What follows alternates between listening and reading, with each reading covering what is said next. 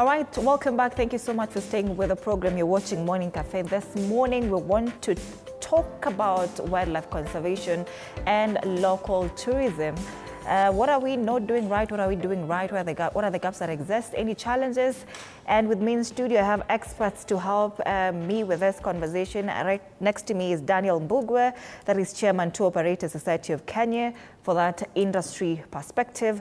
And we also have Charles Geku, karibu tena, and CEO, Air Travel and Related Studies Center, is also a tourism and hotel management expert. He'll be giving us that research and sustainable growth perspective. Tunafanya aje in terms of, in regards to wildlife conservation and tourism. Karibuni sana to studio. Daniel, this is your first time with me. I know you say that I have seen Charles and karibu tena. But just to start us off, we are famous as a country for wildlife and safari destination, which is something that is quite beautiful. When we are out there, people talk about, oh, tunaenda safari Kenya. But what is the state of wildlife conservancy in the country from where you sit? So let me say this, a lot is being done, especially in the big parks like Masai Mara. Like for example, currently what's going on right now, Masai Mara is about 1,500 square kilometers, and they are siphoning off sections where people cannot do game drives because they want the land there to recuperate, to regenerate itself, so that we have animals like insects and plants and these little animals that hide in the bushes and in the caves and wherever to get an opportunity to regenerate and reproduce themselves away from all the game drives that happen in the industry. Right now, July, August, September is a high season in the country, so there's hundreds, maybe thousands of tourists visiting the Masai Mara. So it means there's a lot of interruption on what's going on the day-to-day life of these creatures. So what is going on in the Masai Mara right now is they're sectioning off some parts of the Masai Mara so that animals can actually regenerate. Game drives are not being done in those sections, which I think is a big deal for the Masai Mara to do that right now. It's a plus, because when you have about 2-3 million animals coming from Tanzania into Kenya to come and give birth here, that's a big deal, you know? Yeah. So everything we can do as a country to help that actually happen, to help these animals give birth, to help these animals grow in their numbers is a plus. And I thank the Narok County government for being one of the county governments in the country that have actually taken the initiative to spearhead that initiative. When you talk about everything we can do as a country to help with these animals, for example, just give birth in the country, what are you talking about exactly? What can we do to help these animals? If you've ever been on a game drive, especially, let me use the Masai Mara, because when you talk about Kenya tourism, the biggest park in the country, we all talk about it as Masai Mara. It's the most visited park in the country. But because of that, it means we are interfering and interrupting a lot with what should be natural for these animals. If you watch some of the videos that are online, you'll actually get to see places where a cheetah wants to hunt, and the tour guides want their guests to see what that looks like. Yeah. So as a cheetah is running for a gazelle or whatever that may be, we are chasing it to watch it. We're interfering with the natural process, right? So when you say, what can we do? Yeah. The beauty is Masai Mara, for example, is introducing a lot of rangers who will come in and cordon off or stop the interruption or the interference of natural habits like hunting. We will, as guides, interfere with, you'll get lions seated under a tree just enjoying the shade, and we will come and interfere with that. How? We will come and surround them with our vehicles to try and get pictures, best pictures of these animals. You don't recommend that? As a visitor, even as a guide, Yes. I want my visitors to get the best views. Yes. But if there's about 100 vehicles at the same spot at the same time, what are we doing to these animals? Right? Scaring them away. And there's a rule. I think there's a rule that is there. There shouldn't be more than 5 vehicles at a sighting for more than about 5 minutes. But then during the high season, we have, 200-300 vehicles in the Masai Mara at the same time. How do you control 5, 10 vehicles per viewing. All right. We'll be getting deeper into that because there's a concern around that with the wildebeest migration as well. But Charles, from where you sit, yes, what is the state of wildlife conservation in the country? Wildlife conservation under KWS, Kenya Wildlife Service, that's the national body that takes care of wildlife, is not the way it used to be during our heydays of the 90s and 80s. Certainly things have changed all over the world, but I think we could do much more because we still continue to get stories of animal human being conflicts. Yeah. It's more rampant than it was those days. Yeah. Much more has to be done. But if you look at even though you're running our parks or national reserves these days, from a training aspect, our guys need more retraining. Our guys need much more in-depth knowledge as to what really conservation is, because unless we take care of these national parks and national reserves that we have, there'll be no guiding for us to do. Why do tourists get into a country? Because they want to see wildlife in its own natural habitat. They have seen this in zoos, in Chicago, wherever it is. They have seen all those. But seeing it in a natural habitat is very important. But let's not forget that the tourists that we're looking at also have choices. Wildlife attracts only 3.5% of attractions worldwide, globally. That's 1.4 billion people. Out of 1.4 billion travelers, only 3.5% of them are interested in wildlife.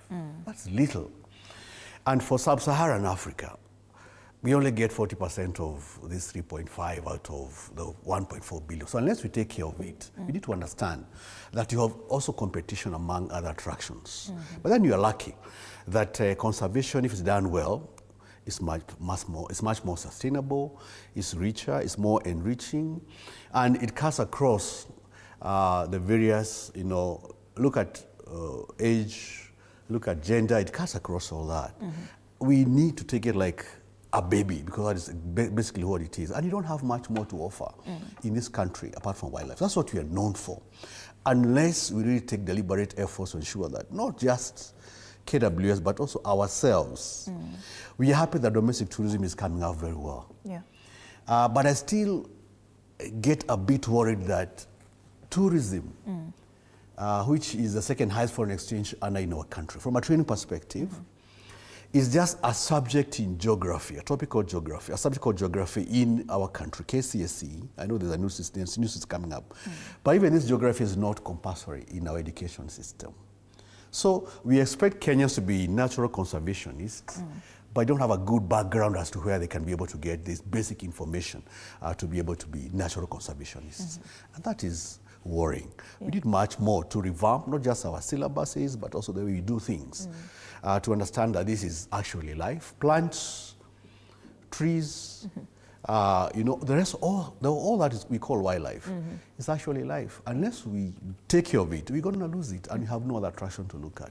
All right. So in short, what you're saying is that our focus on just wildlife and the big five is a hindrance to how we view tourism in the country. We are not tapping much as we should. So where would you say that we need to tap in more, as opposed to not only the big five as we are currently doing in the country? Yes. Remember that, as Daniel is saying here, Masai Mara is actually losing its luster as a premier tourism destination, because even the way we market it, these days you're talking about the migration. It's a 2-week, 3-week thing, Daniel. What about the rest of the months that we have? We should not be known. There's nothing that is not in the Mara. If the big five and so on, the culture and so, all this is available. But look at the bad images that we got last week, 2 weeks ago, of clients getting out of the vehicle, almost getting trampled on by wildebeest who are crossing. It should not be able to happen. It should not be an issue that should be able to discuss. Look at, we are taking each other to court because so-and-so has built a lodge or a camp at the migration corridor where animals do migrate. So conservation needs to be taken much more seriously than you're doing it at the moment. And the big five is not the only attraction that we have. We think culture, we think beach tourism, we think about trekking. There is so much that we can think about, and not just a big five. So you can diversify. And then we load off, the traditional routes that we follow as far as tourism attractions, as far as tourism is concerned in Kenya. We concentrate our attractions to only 18% of the country. We have Turkana, nobody does it. We have Elgon, we have Kericho, we have the soapstones of Tabaka. I can go on and on. And unless we decongest off this natural, our historic tourism, or our mega, whatever you call tourism, we are in the danger of running out of ideas.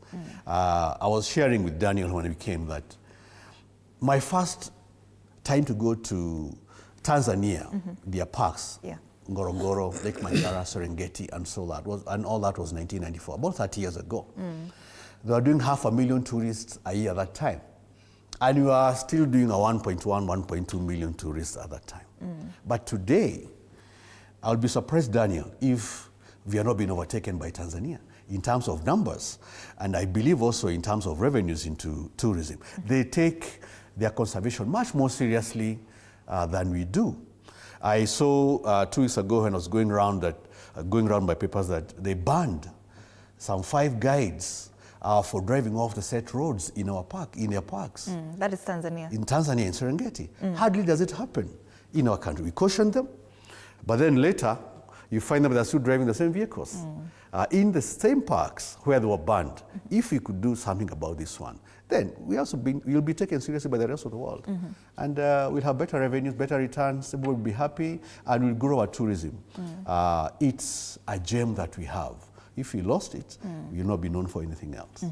All right, and Daniel, I was listening to the CS Tourism, Rebecca Miano, some time back, and she was saying that, our tourism sector is booming and focus point is on a very strong growth in the country. I don't know if you do agree with that, but if Tanzania is doing better than us in terms of just wildlife conservancy, which in turn boosts tourism, domestic tourism, local tourism, then what are we not doing right as a country to also tap into that, to ensure that in as much as a sub-Saharan Africa, we're working hard to bring in tourists in the country and to boost revenue, then what do we need to do? Let me commend Honorable Rebecca for everything she's doing. She's actually one of the leaders in this country who's on the ground, ensuring she's trying to learn what is needed. So she has a lot of meetings and she's doing a lot to try and just navigate around the environment that is tourism. However, as he said, Tanzania has about 5.5 million visitors. We're doing about half. We have a better product. Okay? I feel we have a better product. We have more than they have, right? We have friendlier people. We have a better environment. Our park is smaller, so animals you view per kilometer are more, right? So what is not being done? I would feel if they were to be able to interact with people on the ground, because there's a lot of meetings they're holding at high level, board meetings, but they don't know what's going on the ground. So for example, if you sit down with the guides and ask them what is going on, why aren't we getting as many guests as we'd want to? They'll give you things like infrastructure. If you came out from Nairobi to Masai Mara, the only way you're driving to the Masai Mara is you're going to go through the viewpoint, the Great Rift Valley viewpoint, which is one road that has been there forever, that has traffic every single day for about 3-4 hours, just because there's a small accident. Just the other day, people were stuck on that road for about 6-7 hours. Yes. Guests missed their flights. Why? The road was done in 1942. Why? By the Italian prisoners of war. It's one been road. 100 years almost. We have an option, and that's what I'm saying. If you sat down with the people on the ground and listen to them, they will give you solutions. Yes. There's a road that leaves Maimahio, goes through Kijabe and gets to the main highway. That road is totally has been ignored. Impossible. It's impossible. So we are all concentrating on one road that has about, 200,000 vehicles moving per day. One small accident, people are stuck there 3, 4, 5 hours. Yeah. That's the experience we're giving guests. right? A challenge, that one. Right? When you get to the Masai Mara, Yeah. it's the best park in East Africa. So we say. However, we have 2 PDQ, maybe 3 PDQ machines. So if 10, 15, 20 vehicles get to the gate, you have international tourists lining up to have 1, 2 rangers run their cards. If there's a small interruption in connectivity, they're there for an hour just to make payment for park tickets. Why? Charles, do we have a conservancy model in the country? If we do, kindly break it down for us. And is it sustainable in the long term in terms of just ensuring that wildlife is protected and also tourism at large? We're talking about domestic and local tourism, that the growth is felt and seen as well. Our conservation areas are divided into either national parks. National parks is where our interest is to conserve wildlife and keep human activity out of the parks. Then you have national reserves, where we want to exhibit the old age tradition where humans and beasts coexisted since time immemorial. That is why we say in national parks you can allow a bit of grazing by the edges, a bit of human settlement by the edges. We want to exhibit that old age tradition. Then you have the sanctuaries. And of course you have the zoos, where animals are now kept. They're not actually in their natural habitat. Yeah. Animals all over, wild animals all over, or wildlife belongs to KWS, the custodian. The custodian of all wildlife in Kenya is KWS, Kenya Wildlife Service. That's why you see, even in national reserves, you have KWS presence. It was a very good model, a model that used to work very well. And that's the way it should be able to work. Issues of wildlife and human conflict came up the other day because of issues like compensation. It will always happen that wildlife will stray and get rid of animals and get rid of cows and goats and so on. But the compensation takes long and is not up to what you can call market standards. The compensation. So those who are supposed to naturally conserve wildlife feel that they are not getting value for money. Yeah. And this is not really something that they would rather do something else with their land than give it out, or they would rather do something to wildlife instead of conserving it, because they don't get compensation when things happen, and when they do is after a long wait, and they're not good compensations. They don't get returns that are at market value. So the model is really not working the way it's supposed to be working.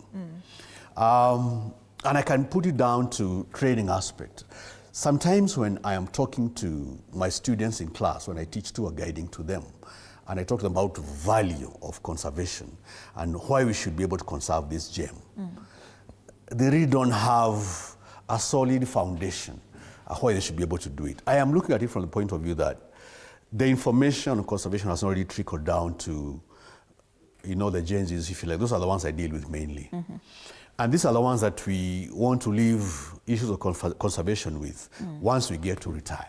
Yeah. So that means that we will not be able to get, the same kind of handling and the same kind of seriousness with which we attach conservation. Yet, this is the low-hanging fruits in our country that we need to really take care of. It doesn't have to take government infrastructure for people to prepare and work accordingly and conserve naturally. But it looks like there's a disconnect somewhere where tour operators are working so hard to bring in as many tourists as they can, but the commensurate training aspect to take care of these guests so that they can be able to, they're happy and can be able to get back to a country, we are losing that particular bit. I think, Daniel, if you have statistics, you know that by now our retention in terms of repeat clients and referrals, Daniel, I think is not as high as it used to be in the 90s and the 200s. And there are many more factors. Just 2 weeks ago, was it last week that you could not be able to have our clients move from Nakuru to the Mara via the Mau Narok because of what's happening. There is torching of house and insecurity at the Mwisho Alami area. So these things look like they are little, but that's where you're losing it out, Daniel. That elections, for example, a year before the elections, we always get emails from clients. Is it going to be safe this time? Are you sure? Are you sure that you can go ahead and make payments? But that has not happened in Tanzania. Elections actually in Tanzania go hand in hand with everybody's lives going on. I was climbing Mount Kilimanjaro with my students, 23 of them, during the last elections in Tanzania. And it was that same week. But there's no tension, it is not felt, and Kilimanjaro is as full as ever. So politics play a serious role in ensuring that you don't get the numbers that you want to get. Yeah. So we are trying so hard with one foot, and we are also, biting our fingers with the other. And that's why the numbers of 2 million to 2.4 that you talk about have actually stagnated. Even after COVID, we got rid of COVID. So we do have real issues and with conservation. We have so many other aspects that are actually affecting the way that we should be able to run the industry. Structures are there, but they're not being followed. All right. Daniel, if these structures are there and we're not following them, then where really is the disconnect? We're talking about sometimes when we have elections, then people are very scared, to visit the country. And you talked about tourism is going up. We've also done stories around investors are now scared of even coming into the country. But I also don't know where your statistics are coming from in terms of when you talk about tourism in the country is going up. But what is now the hindrance? Why are guests not coming back to our country? I belong to an organization called the Tour Operator Society of Kenya. We're about 200 young, very motivated Gen Z. As a chairman. Yes. Yes. Guys of psych. Yes. They're ready to sell Kenya. Yes. But we feel the disconnect comes in because we are not as motivated as we want to be, because there's no return on investment on how much energy you put in to marketing Kenya, the country. Right? And as I said, Honorable Rebecca is doing a lot to be on the ground to make sure she's trying to know what's going on. Just the other day, 2-3 days ago, she launched a fleet of vehicles for our regulator, the Tourism Regulatory Authority, so they can be able to go on the ground, go to the hotels, to be able to classify them. When you say I want a 5-star hotel, what does that look like? She has enabled them by getting them vehicles. A fleet was released the other day. Fine. However, where for me the disconnect comes in is the young people who are upcoming are not being listened to, because the tourism marketing angle is different. How we marketed Kenya before should be different from how we're marketing it now, because the traveler of today is not the traveler of before. The people we're attracting now don't want to go sit in a vehicle the whole day, look at a lion. The Gen Z want something more exciting. Are we listening to them? How are we marketing Kenya? Before, we used to put it on television and billboards. The Gen Zs don't look at television and billboards. Now we are on what? Instagram, TikTok. Yes. All these funny apps that are coming up that the people in power don't know.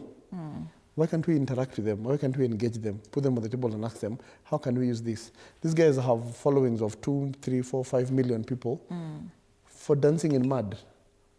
Right? How can we target that and be able to get those same 2 million people to want to come see the country? It is no longer attractive to just post pictures of lions and Mount Kilimanjaro and Mount Kenya and leopards. We've been doing that for years and years and years. So there should be a difference. There should be a different strategy on how we can be able now to attract the new people who have money. Because the people who have money right now are the Gen Z, not our parents. How do we bring them in? How do we attract them to come and see Kenya as a destination? And I love what the KTB CEO, Madam June Chepkemei, is very proactive. She has started a new thing called My Kenya, My Home, where she has socialites posting videos and pictures in different hot places in the country, places you must be places or must visit places in the country. She's taken that up and it's on Instagram. It's running and it's getting a lot of views. If we can actually now look at that direction and start attracting these young people through such forums, it's win-win. Actually, I'm very happy with her approach to even domestic tourism. For example, when she says 10 million tourists, domestic, we're going to get by the year 2025, which of course I know has been overtaken, but it is there. Now, what I like most about her, and I know that domestic tourism is what sorted us out actually during COVID. It would have closed. And it continues to grow. And I'm sure that the 10 million numbers are realizable. There's no doubt about it. Time will tell. With time, we cannot get them this year, but I know it is realizable. But there are little things that also we have to do, and she has to do as well as KTB.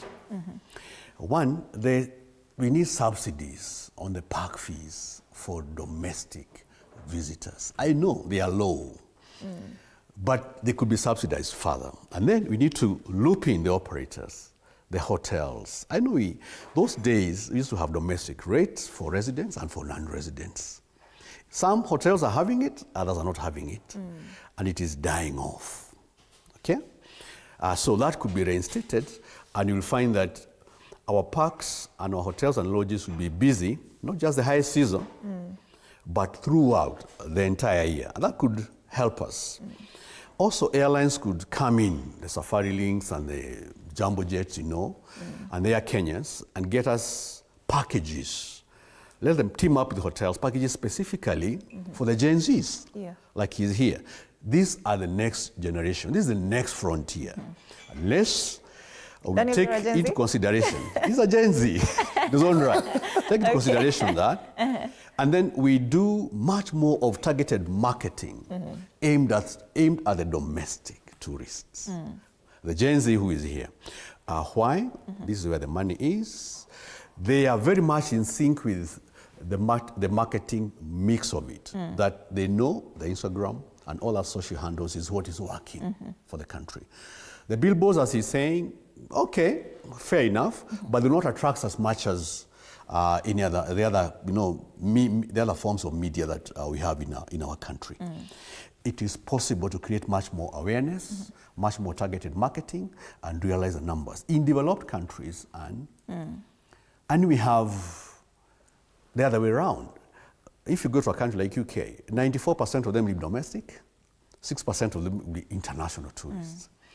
If you can reach 50-50, I think you're on 35 and 65 at the moment. If you can reach 50-50, 50% domestic, 50 international, I am telling you, this country has people who have disposable income, especially them, and it will be much more steady. We'll be able to even, steer clear of issues like what you're talking about now, little interruptions that affect our tourism because clients don't want to get into the country.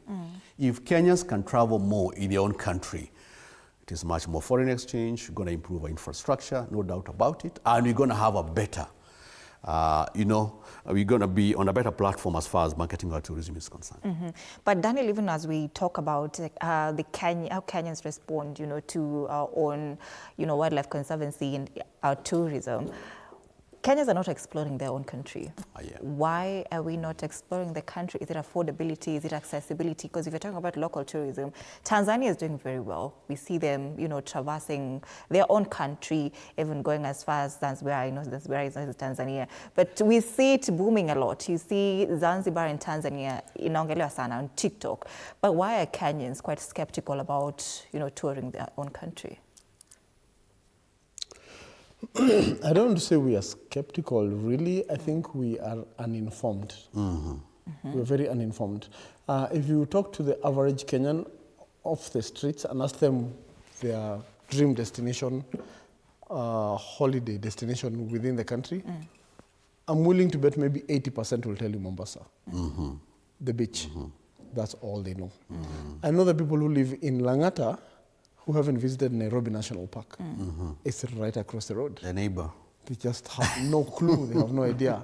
It's just we are not informing the people enough. Whose responsibility is it? The responsibility fully lies on Magical Kenya and the KTB. And let me say they have really done a lot. Since June, Madam June Chepkemei came in, she has really taken it up. And she has started this thing of hidden gems, where she's trying to show people what's in your backyard. But because we grow up and we see these things, they're not attractive to us, so we don't think they are wow. We don't see the wow factor, so we don't talk about it.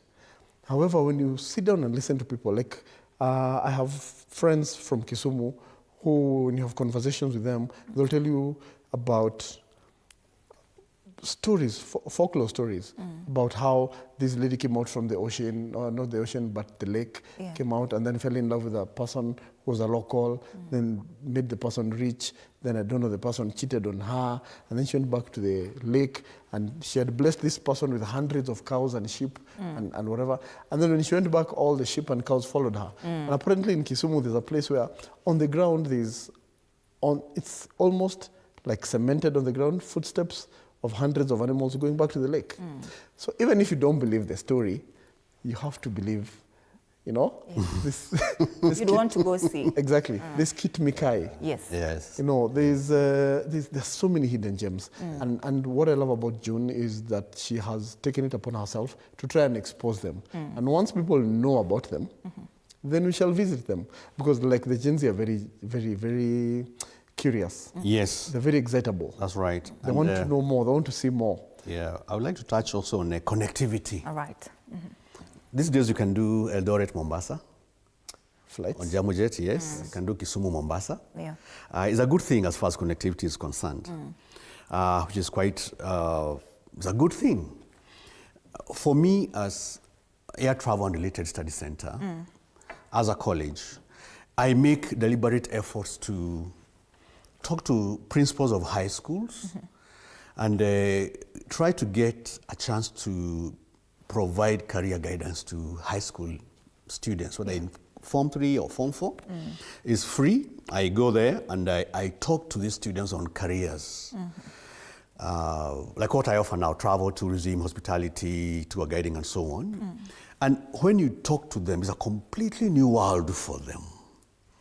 It's a high time that also for us in the education sector, and especially in high school, it's good to let students know that the truth is not all of them can go to the universities. They cannot all fit there. Otherwise, and we'll have as many universities as high schools. Our transition rate from high school to universities is at 11%. So let high schools open up doors for us to go and provide career talks to these Form 4 leavers, or just about to leave Form 4, so that they can pick courses. I have seen a disconnect also. They want to be a cabin crew, for example, but they do not know how to get there.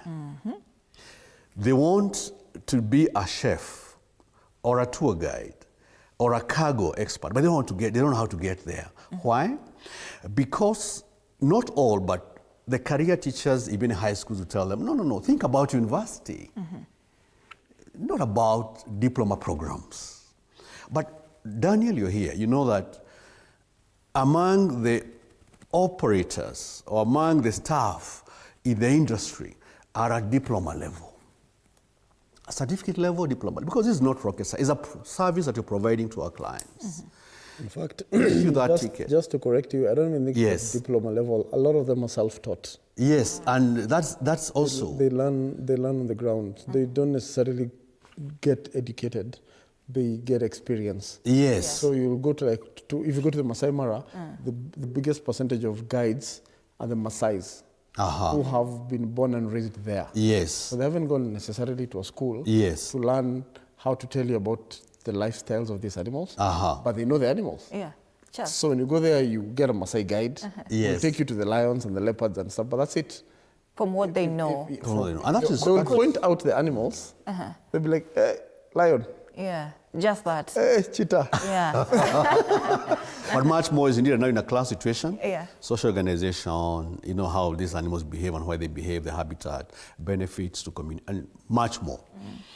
Point is, it's the high time that we also go to appreciate tourism as a career and hospitality as a career. Not just for, you said, they could not go to the university, so they went to a tourism college. No. This is a career in its own right. And when he says, and it's rightly so that, because we can always ask ourselves, who knows the Mara more than the Masai, because they've grown up there and so on and so forth. But they are better off packaged in a way that can be able to tell stories, not just for the Masai Mara, but also on conservation to any other areas that they take their tourists around. Could be Central Kenya, could be the coast, could be the Turkana and so on.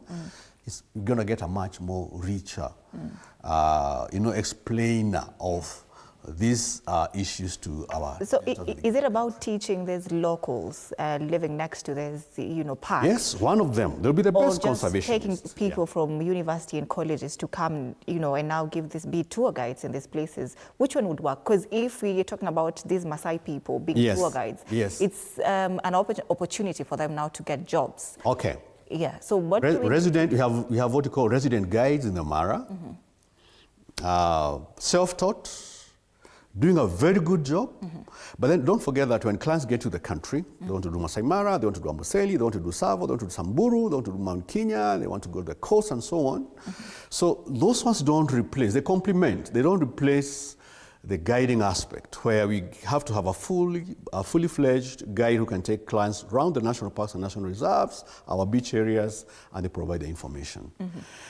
Point was, let principals of high schools, as early as that, allow us to go and provide career talks in those high schools so they can be able to get students who, as early as possible, get that concept of and the interest on conservation and tourism. Then you get somebody who is very, very exposed and somebody who has actually a passion in the industry that we're dealing with.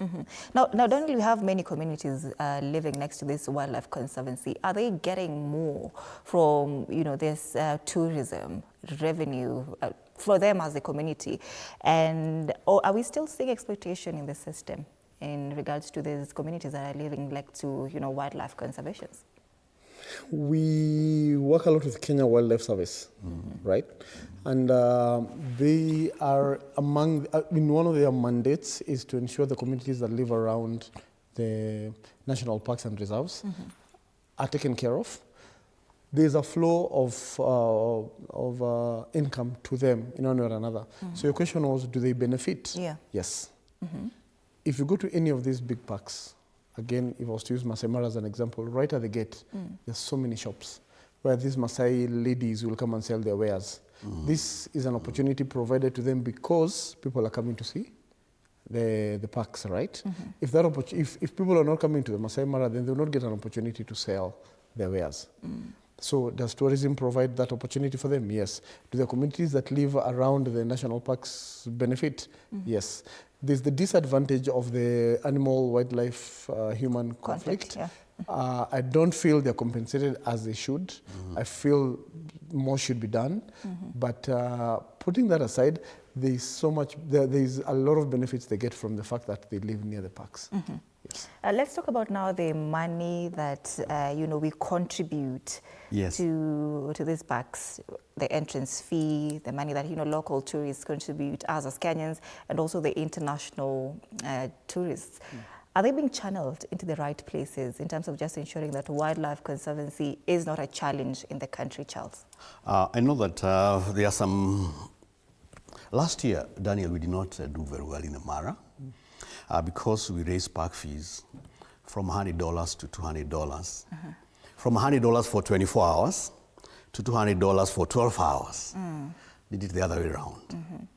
And we took a hit out of that because we realized that clients were doing more of Amboseli, then they get it to Tanzania because Tanzania is cheaper and Amboseli is just next to Tanzania. So Mara got a hit. I think they got very low. They got lower numbers than, I think the lowest ever for a long time.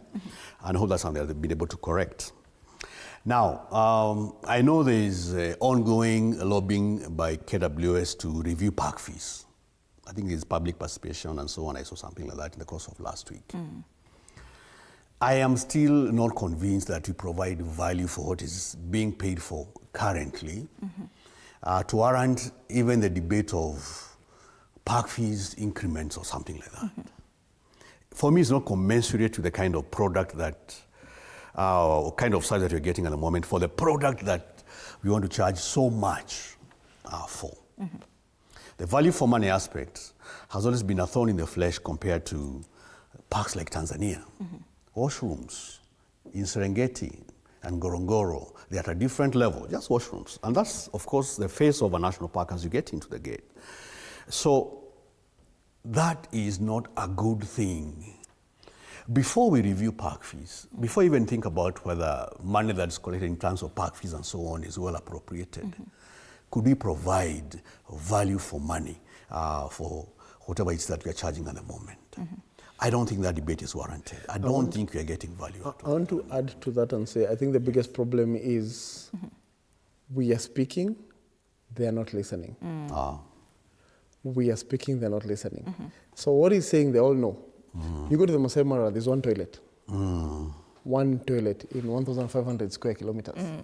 So if your client has to go, it has to be a bush. One that is shared by both genders? Well, let me say, let me correct that. A block each. So a block in one location. Okay. So you have to travel 100, 200 kilometers. Mainly at the gates. To go to a washroom. The locations are mainly at the gates. How much money are we collecting from the gate? Fine. They have listened and did one toilet, which was recent. Yes. It wasn't there before. What needs to be done? Let's sit at one table. Let's have a conversation. Yes. Let us speak. Let them listen, leaders, and go ahead and do the things we are saying, because they're not much. They're not much. I don't want to compare Kenya to Tanzania because it looks like we're talking about Tanzania a lot. But if you go to a park in Tanzania, they're neighbors. Yes. But if you go to Tanzania, Serious competitors. a washroom has water and tissue paper, Yes. unlimited. You come here, Yeah. we have no toilets, and the toilets that are there have no water, have no tissue paper. So literally, Very as a guide in my vehicle, Yes. I have to have water for my guests to wash hands, and I have to have tissue paper Yes. for them to use in the toilet that has been provided, Yeah. which probably is a long drop. Yeah. We're in the 2025. Yes. Yes. What are we saying? We are speaking, they're not listening. And you know, you said we are talking about Tanzania a lot. It's important for us to talk about them so that they know that Tanzania is actually doing better. But that's beside the point. As a tour operator in Kenya, I love what Tanzania has done, Yeah. because they speak with one voice. Yes. They speak with one voice, and the leadership listens. Yeah. Unfortunately, we feel very unheard in this country because we keep speaking. This conversation we're having now, we shall have this conversation this same time next year. Same. Nothing will have changed. Let's talk about the world. And that's quite unfortunate, Daniel. If nothing is going to change in these It conversations will are be being sad. had. Let's talk about the wildebeest migration. There are concerns that during wildebeest migrations, there are overcrowding in the Mara, and sometimes it diminishes that, tourist experience, the wow moment. So what are you as tour operators now doing to ensure that, you're managing that overcrowding and not also scaring away business? Okay. Again, all the solutions are here, right? Money. Not money, but Yeah. Fingertips. in our fingertips. Okay. Yes. All the solutions are in our fingertips. Yeah, okay. It's common sense. If there's overcrowding, let's limit it to numbers per day. Yes. Right? They do that in Ngorongoro. They do that in Ngorongoro. They do that in Rwanda. They do Yes. that in Nairobi. There's a place called the David Sheldrick. Yes. David Sheldrick shows it's an orphanage for orphaned elephants. Yes. They have decided per day we only want about 100 guests, and they do that flawlessly. Then you charge a premium. They do that flawlessly. Yeah. So if there's overcrowding in the Masai Mara, limit it to, in fact, if anything, it would actually the season would stop to be 2 weeks. Yes, It it would be stop- longer. because our season in the country is 2-3 weeks. It's July 15th to August 15th. Yeah. Is the prime of the country. It's getting shorter and tourism, shorter. Right? Fine. So if everyone wants to come see these animals, then limit it to a number per day. If that number when you get to that number, it overflows. And because the more people who want to come, the more it overflows, we'll have business from January to December. However, we are saying no one is listening. We not even we could even charge a premium during those 2-3 weeks of migration, and those who really want to see it can say this month, migration month, this is how much it is, and after that we go lower. That will be continued business for almost the entire. I would want to disagree with that. Yes. Because then that cuts off a lot of people who cannot afford that premium, but still want to see it. Yeah. I would want to discourage that, but I would want to say let's limit it to number per day. Yes. Okay. If we limit it to number for per the day. conservation aspect. So what then we happens remove the to overcrowding. walk-ins? Yes. What happens to walk-ins? If I think booking would work, but now Yes. what happens to people who just want to walk in the parks? The beautiful thing about life is we all comply to a particular system. So the minute we introduce it, as that, Yes. then walking stops. We don't have walkings at David Sheldrick. As a tour operator, because I am, we have hundreds of people wanting to book. So what we do is we write an email to them and tell them, when do you have availability? Yes. They tell us I have availability on Friday. They walk in, Yes. then walks in on Friday, right? But that's the- a private one. I'm very happy with the private one. I'm very happy with it. So if we're able to learn from that, Yeah. Yes. because really, what differentiates private and public? Charles. Really? To add to that, Daniel, you know, I'm very happy with the Mara because you don't drive your private vehicles the Mara anymore. You have guys waiting. You get off your vehicle. You get into their vehicle because they are the ones who are conversant with the park and take you around on game drives. It is more enriching. They know the routes better. It's more rewarding and it's more natural. These are issues that you can be able to put in place in all the other national parks and national reserves. Because we have cases of clients getting lost, getting bogged in the mud and so on. And that answers your question. What happens to walk-ins? People would drive their vehicles. One day leadership woke up and decided no more private vehicles. Yes. There was no outcry. We just automatically just adopted into that. So people who want to drive their vehicles will drive to the gate, park their vehicles, get into the locals. Do the locals benefit from another? What do they do? All right, Charles, we are coming to the tail end of this conversation, Okay. but what's the worst case scenario if we as a country fail to strike the balance between conservation and tourism growth in the country? Say in the next, let's give it 20 years, because 5 years Yes. is just around the corner. Yes. What's the worst case scenario? What will happen, Anne, is that we will stop depending on our second highest foreign exchange earner, which is tourism, because it will come down. We will not be known as a conservation destination because green tourism will have gone. We get very few visitors because visitors come to the country to see the animals in natural habitat. That will not be existing anymore. There'll be a massive loss of jobs. Both for the tour operators, hotels will pull out and go to other countries where conservation is practiced because all these lodges that you see, they are there because there's conservation taking place. And don't forget that it's not possible to, remove conservation from climate change. This country will be in pieces. And that was not an area that you like to venture into even. So conservation, we do not have a choice. It must be done. Yes. Daniel, what's the worst case scenario? Currently, tree cover in the country is at 8%. Right. 8%. Our neighbors, 55%. If we don't conserve, where are we headed? No animals, no rainfall. Like literally, that product as a product diminishes and dies. Gone. So worst case scenario is it stops to exist. It's an income earner for so many families in the country, meaning poverty level. As we're speaking right now, people living in the country below the poverty line are at half. We're about 50 million Kenyans, 25 million Kenyans live below the poverty line. So income earner, tourism, forex, we don't work on that. We increase the number of people living under. So what we're calling the middle class, which has been declining, declines more. Which means less taxes, which means as a country, we can't operate. So conservation must be upheld. Not to forget that for every 1 shilling we invest in tourism and conservation, I think we get 20 shillings back in terms of tourism, earnings. Government is, in my view, not as much as last year prioritizing tourism. They're looking at diaspora remittances now, more than the tourism aspect. This is much more sustainable, it's a low-hanging fruit. Diaspora remittances are good, but there should be another extra income stream, not at the expense of tourism.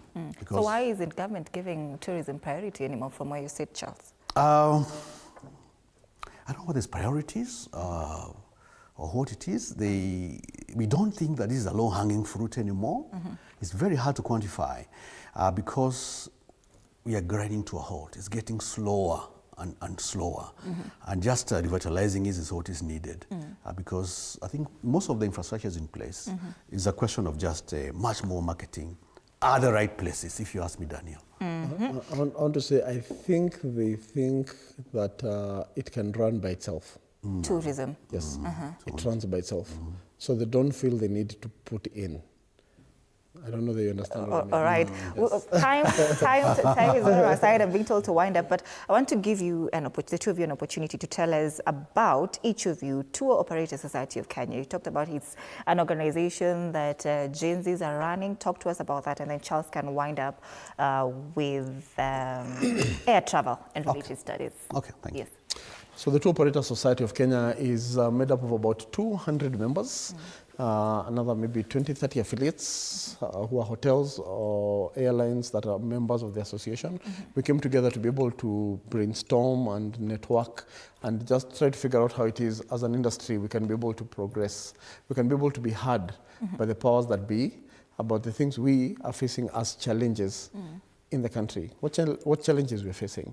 Because I don't think they know challenges we are facing when we are trying to run our businesses. And why I say I think they feel tourism as an industry runs itself is as a tour operator or as tour operators, we are the ones who will market the country, will go out for the travel fairs, try to get the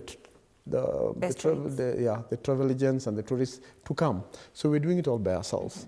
And we feel we are not necessarily supported. No one is holding our hand and showing us how to do that. That's why we came together as an association to try and support each other, put funds together and just network and brainstorm on how we can progress, move that information to government so they can actually listen to us. Great. We have been very successful in advocating for some things. For example, we have diversified from the normal tourism product. So we are no longer as tour operators, Gen Zs, we're no longer selling Masai Mara 3-day safaris. Now you'll get people that are doing the matatu culture. Tourism, where foreigners will come in and we'll put them in a matatu and then take them to Ngara or Kibera to see the slums, take them to eat a meal with a Kenyan family, which is a product that has just been introduced because people are tired of the same old 3-4 day Masai Mara thing, right? So we'll do the party bus to Samburu or whatever that may be. So this association of young people just came together to try and think out of the box and try and make this tourism product sellable, better, palatable. All right, Daniel, I mean, till time is up. Let's give Charles in 1 minute, please. Okay, Charles Gaku is Managing Director at Air Travel and Related Study Center. We are based in Karen. We are full boarding school, boarding college, and specialize in courses such as travel and tourism, hotel management, tour guiding, air cargo, cabin crew, as well as other courses that are related to travel and tourism, as well as aviation and hospitality. We've been doing this for 33 years. Our biggest clients are actually Form 4 leavers. We are looking and sourcing for students who have passion. It's not about the grade for us, it's the passion, because we believe that passion is much more important than the grade. We are an institution that provides international examinations from IATA, based in Montreal in Canada. And I've been running this for 33 years, and I have contributed immensely. 18,000 students now, both in diaspora and also in Kenya. And I believe that tourism is sustainable in Kenya, and I believe that the next generation of tourism professionals like Daniel should be able now to steer this forward. But training is central in everything that we do in terms of conservation and wildlife education and tourism. All right. Thank you so much, gentlemen, for making time for us to have this conversation. Each of you told us where you come from and your names as well. Thank you so much. We were talking about wildlife conservation and local tourism growth in the country. And as you've had, much still needs to be done in terms of just ensuring that local tourism in Kenya goes up and meets the international standards, if that is anything to go by. You're watching Morning Cafe. Thank you so much for being part of this conversation on our socials. You're still watching Morning Cafe. Stay with us. Good morning.